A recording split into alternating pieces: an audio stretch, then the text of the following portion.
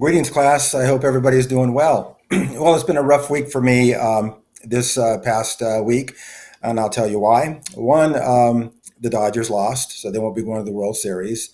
The Rams and the Chargers, both LA teams, lost, and the Trojans of Southern California lost to Notre Dame.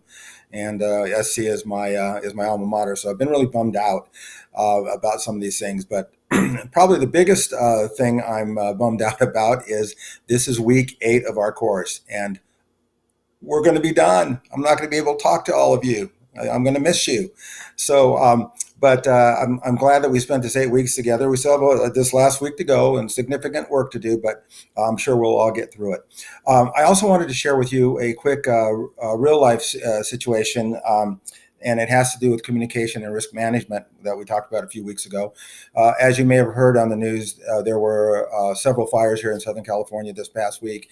And Thursday evening, I was in another part of LA, and I had to get back to Orange County, and a huge fire was going on one of the major freeways, the 5 freeway. South, and there was fire on both sides of this freeway. So I had to, using my cell phone, listening to the radio, talking to friends and family, try to find out if the freeway was open, if I had to make plans to sleep in my car or whatever's going to go on.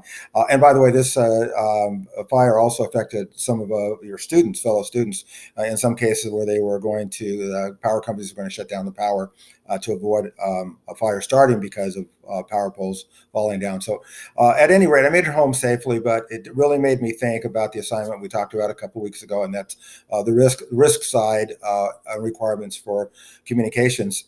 And as I think about all of the organizations, companies, you talk about first responders, police department, fire department, Red Cross, city services, the news and media, and all, even companies that were involved with the fire. So, for example, a Frito Lay distribution center caught on fire, several trucks caught on fire, and so they had to go into their emergency mode about communications. How were they going to distribute product? Who was going to come to work? Who wasn't? And unfortunately, there was a couple of deaths that happened because of the fire, and about altogether about 100 homes were lost. So that's a tragedy in itself. But I would have to believe that where we have strong organizational communication between businesses, organizations, first responders, and the community, lives and property were saved because of the ability to communicate quickly, efficiently, and effectively. So that's a good lesson for you and me to be reminded of as we look at some of the things we learned in this class. So um, for week 8, we will be looking at chapter 12, which is about careers. Now, I know many of you already have a career, probably plan to stay in that career. Others might be looking for a career or changing careers. But understanding organization communications, and if you want a job in that field, there's lots of options. If you go to the chapter reading, it lists about 75 different jobs: public relations, marketing, sales, government relations, just a ton of them. And they're great jobs. But I would also say that the things you learned in this class are important to you anyway. If you're going to be a manager, a leader, or even a frontline worker, understanding how to communicate with your fellow workers, your managers, etc., takes the things we talked about in this class. So it'll serve you well that you apply the different facets of organizational communications that we talked about over the last 8 weeks. Now, specifically for this week, what is due is your case study PowerPoint via the VoiceThread application. Now that will be due on Saturday, not Sunday, of this coming week, Saturday the 19th at 11:59 Central Time. Also, you are to post at least a draft version of your PowerPoint for the Wednesday discussion post, so your fellow students can take a look at it and offer their comments and viewpoints on what you have for your case study presentation. Okay, so make sure, and if you don't have the whole PowerPoint finished, don't worry, just put part of it on there. Okay, and so they can see at least a couple of slides. All right, so.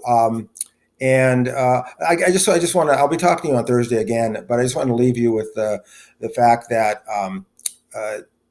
when I went to school, I was in a library, literally surrounded by books and a piece of paper and a pad, and trying to take down all this information. So, just in the fact that technology allows you to keep all your material, keep everything, all the things you've read, all the things you're saving, all that. You take it home in a thumb driver on your computer. There's no way I could carry 12 books home from the library. So. You have it easy, and the reason I'm telling you this is for those of you who are looking to really maximize organizational communications, I would offer you a couple of hints. One, save the material that you're working on throughout your classes, because you can always go back and refer to it and utilize it in a real life situation.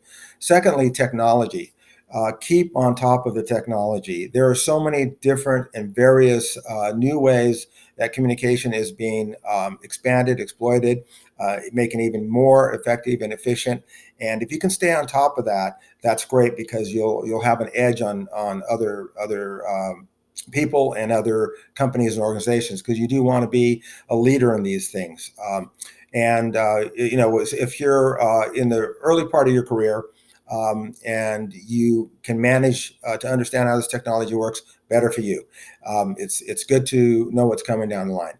And then lastly, I'm wearing an OU shirt. You guys know that I always use some type of prop, so I thought I'd wear an OU shirt today, but it's orange and it's reflecting back on the on the screen, on the camera. So sorry you can't see it so much. But if you noticed during my videos, I usually have some type of prop or something I'm wearing to tell you a little bit about myself. So if you recall, I had a Beatles shirt on a couple of weeks ago.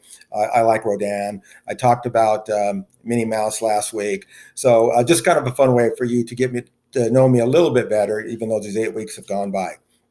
So I hope you enjoyed a little bit of who I am. Okay, so I think that's it for now. So I will talk to everybody during the week, or for sure on Thursday when I post the midweek announcement. All right, have a good week, everyone.